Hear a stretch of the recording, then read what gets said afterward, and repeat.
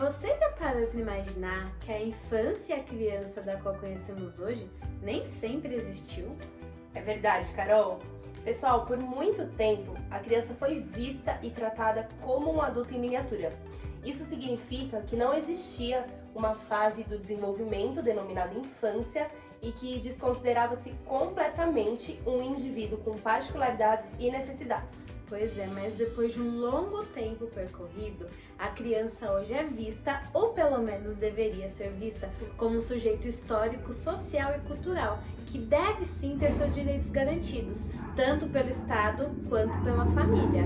E além desses direitos garantidos, é importantíssimo que a criança seja concebida com um olhar sensível.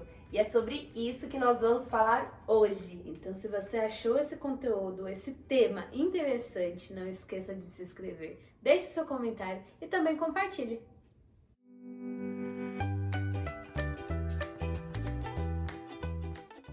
Bom, nós professores sempre ouvimos falar, né, Carol, sobre ter olhar sensível no processo do desenvolvimento, para com a criança, para com os nossos alunos, enfim. Tanto na faculdade, como em cursos, em livros. E aí fica o questionamento, né? O que é, afinal, um olhar sensível? Por que ele é importante no desenvolvimento da criança e como a gente coloca isso na prática, né? Como a gente age partindo desse olhar sensível? O olhar sensível é a forma mais gentil de se olhar para uma criança. É quando de fato se respeita o desenvolvimento da criança em sua forma intelectual, social, Afetiva e também em sua individualidade. Muito diferente de um olhar adultocêntrico, que é quando o adulto enxerga a criança não considerando suas capacidades de forma como uma criança, achando que ela é um mini adulto, como a Maria disse lá no começo do vídeo, achando que ele não pode errar, ou seja, não tolera erros, e também desencoraja. O processo de desenvolvimento e aprendizagem é repleto de desafios. Antes de atingirem as suas conquistas, as crianças passam por muitas etapas. Elas estão descobrindo o mundo, elas estão entrando em contato com coisas novas, elaborando hipóteses, enfim.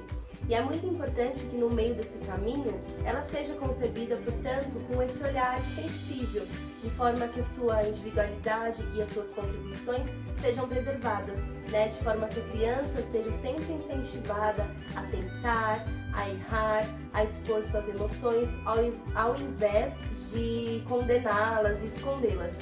Bom, e muitos têm a dúvida de como agir pensando então no olhar sensível.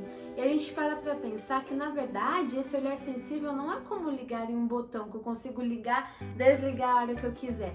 Isso deve fazer parte do nosso cotidiano, da nossa rotina mesmo. Então nada mais é do que um treinamento, tanto para professores quanto para pais ou qualquer um que lide com essas crianças.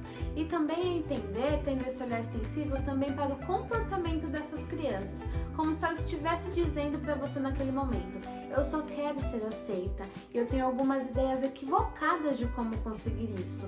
Essa frase, muito desse conceito, faz parte da disciplina positiva, que também fala lá sobre Rudolf Dreikels, que foi um que muito contribuiu para a disciplina positiva e que ele faz uma analogia da criança com a planta nesse aspecto, falando do encorajamento. Então ele diz que a criança ela precisa de encorajamento da mesma forma que uma planta precisa de água. Ou seja, né, a melhor maneira da gente ajudar uma criança é encorajando-a. Então, para ficar um pouquinho mais compreensível, nós trouxemos aqui alguns exemplos de tudo isso que nós estamos falando. Prestem bastante atenção. O primeiro deles, uma pessoa diz: eu tenho certeza que você consegue guardar os brinquedos super rápido. Vamos cronometrar? Ao invés de dizer: se você não guardar esses brinquedos agora, vou jogar tudo no lixo. Segundo exemplo, uma pessoa diz: obrigada por ter colaborado por 10 minutos esperando a mamãe. Ao invés de dizer: você não consegue parar por mais de 10 minutos? Terceiro exemplo, tenho certeza que você vai conseguir resolver isso. Ao invés de dizer: eu tenho que fazer tudo por você, você já é grande.